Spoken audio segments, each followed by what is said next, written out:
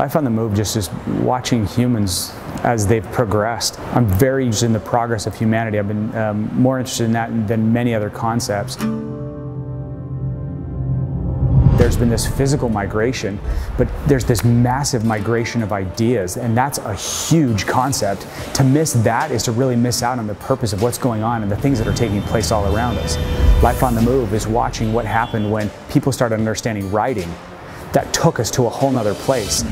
And then you get some capacity with the printing press, and life is moving, it's churning, and things are taking place, and ideas are now spreading faster. So through this NOMATIC project, Life on the Move for us is moving people's minds and their state to another level. It's kind of abstract, but it's super cool.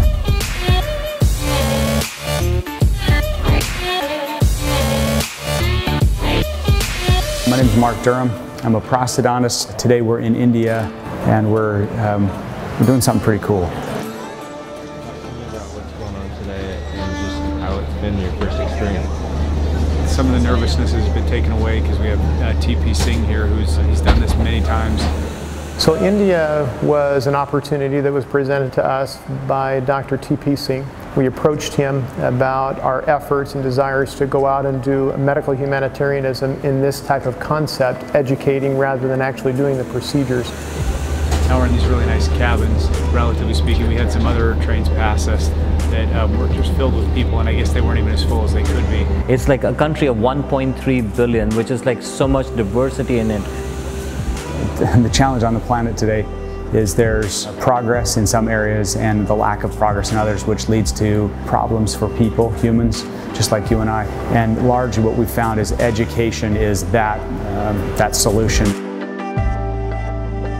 Over the 3 days, we'll be engaging with the student body of the National Dental College and the faculty. And that's where we'll do some of the augmented training. I'm very excited to do it.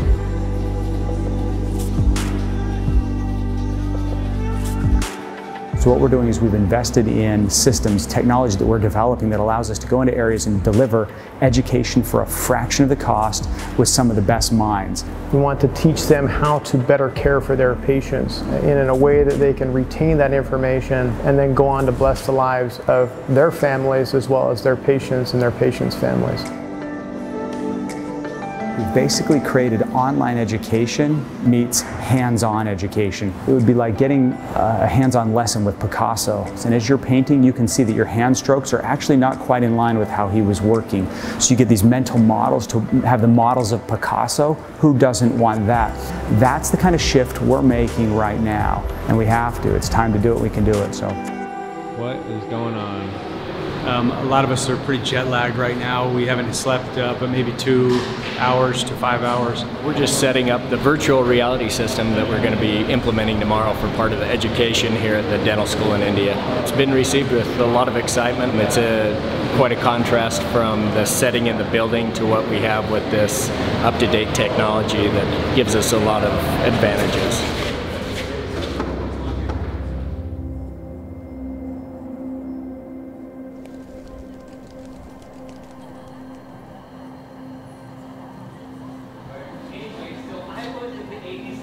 in this school today and what we did yesterday and what we'll do tomorrow is virtual reality. So not only do we teach them in a lecture hall, we then take them to a virtual reality environment, allows them to learn almost on a hands-on approach the procedures that we are teaching them or lecturing to them on. So what we've created is a virtual system where you have a virtual patient that doesn't cost you to work on that patient. And they'll actually place implants into a human body. They'll incise the tissue with a scalpel. It'll be bleeding. They'll have to stop the bleeding. In that bleeding, they'll drill into the bone. They'll have different sizes they need to pilot into the bone and then different widening drills. Then they'll place the dental implant. All that technical stuff they can have played out in front of them as many times as they want. From the student's point of view, it gives you a whole new perspective to this particular aspect of dentistry. Because you actually are applying your mind, and when you are choosing incorrect size of the implant, it is rejecting. Otherwise it will hit and trial if you actually do on a patient, and it can be traumatic to the patient as well. And that's why a number of complications appear. As undergraduate students, we don't know much about implants, but if we want to have much knowledge, we should be practicing on it. Virtual reality combined with dentistry should be incorporated at this point.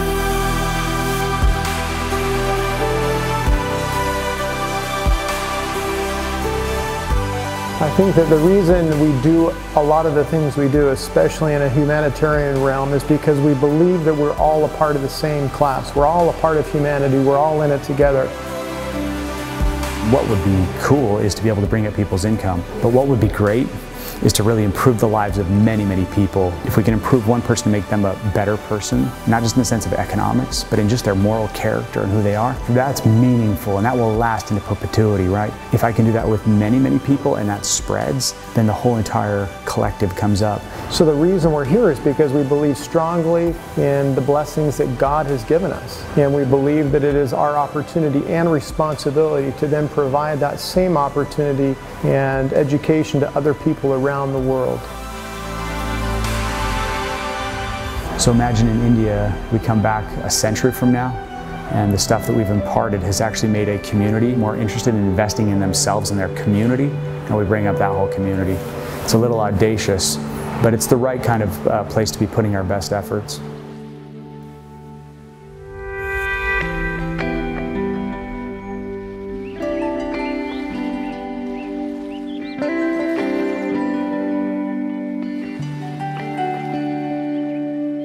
I think in the end this is a first step for us as a foundation in helping us provide a system and a structure whereby we can take education in all different forms of medical research, medical technology, surgical techniques, and teach people all over the world. Not only am I going to benefit as a faculty, but my students seem to be enjoying it, and we are going to be benefiting a lot from this as well. By the virtual reality, study is no more a burden for us. We can do in a very playful manner. It is very good, sir, because right now till date we haven't done anything like that before. So while working and experiencing something so real on a patient, that is very amazing to work on. So we hope that this is a stepping stone into something much more robust, much more prolonged, to not only bless the people here in India, but eventually all over the world as we attempt to change the way medical humanitarianism is delivered around the world. I am Nate Adams, and this is how I live life on the move.